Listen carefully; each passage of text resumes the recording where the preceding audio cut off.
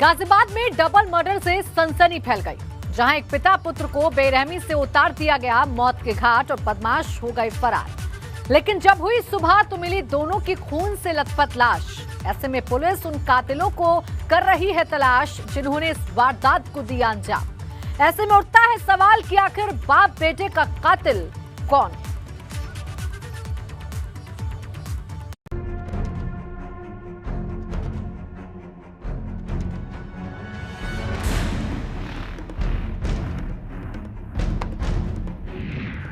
क्या था मासूम का गुनाह?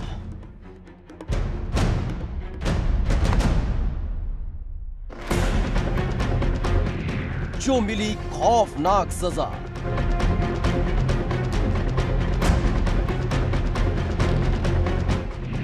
डबल मर्डर से मच गया हड़कंप।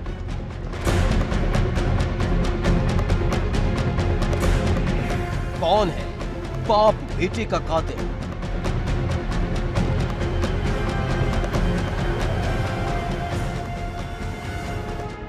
गाजियाबाद के ट्रोनिका सिटी इलाके में उस वक्त हड़कंप मच गया जब सुबह एक साथ सो रहे बाप बेटों की नींद नहीं खुली और जब उनके चेहरे पर पड़ी हुई चादर हटाई गई तो पैरों तले खिसक गई जमीन।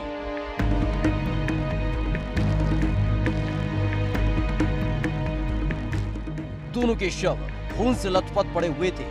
बाप बेटे की बेरहमी से हत्या कर दी गई थी, जिसकी जानकारी जैसे ही पुलिस को मिली, पुलिस मौके पर पहुंची और फिर शुरू की मामले की तफ्तीश।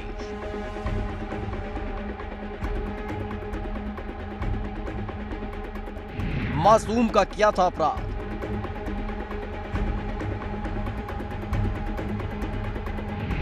कातिल ने किए कई वार।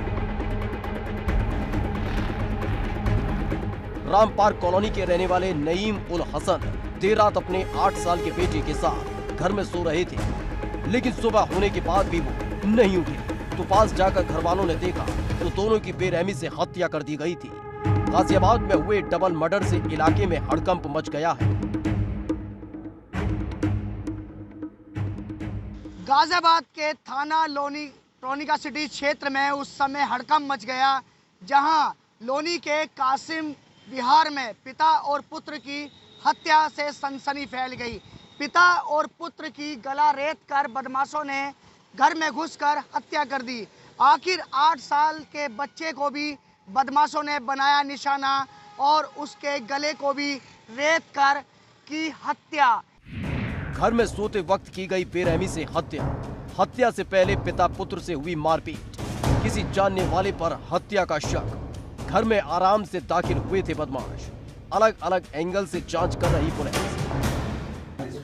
ये थाना ट्रोनिका सिटी रामबाग चौकी क्षेत्र की घटना है, जहां पर एक व्यक्ति नईम उल हसन जिनकी उम्र लगभग 35 वर्ष थी और उनके पुत्र जिसकी उम्र लगभग 7-8 वर्ष थी, इन दोनों का किसी ने धारदार हथियार से रात में या सुबह जल्दी अर्ली मॉर्निंग इनके साथ मारपीट हुई और उसके बाद इनका गला रेता गया है। उसके कारण से अधिक रक्त बह जाने के कारण इन दोनों की ही मृत्यु हो गई है।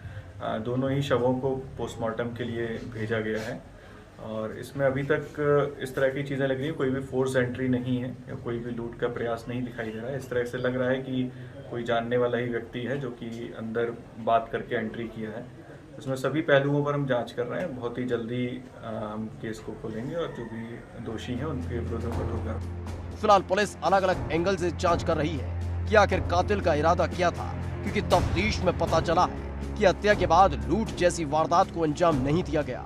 ऐसे में पुलिस मृतक नईम की पृष्ठभूमि खंगाल रही है कि कहीं नईम का किसी से कोई विवाद तो नहीं था, कोई रंजिश तो नहीं थी।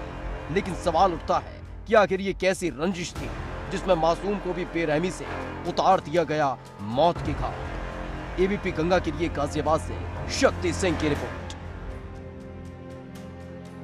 जो महिला थी वह गई हुई थी अपने मायके, तो जिस तरीके से इस हत्याकांड को अंजाम दिया गया उसके बाद क्षेत्र में इस समय दहशत का माहौल है। गाजियाबाद से एबीपी गंगा के लिए मैं शक्ति सिंह।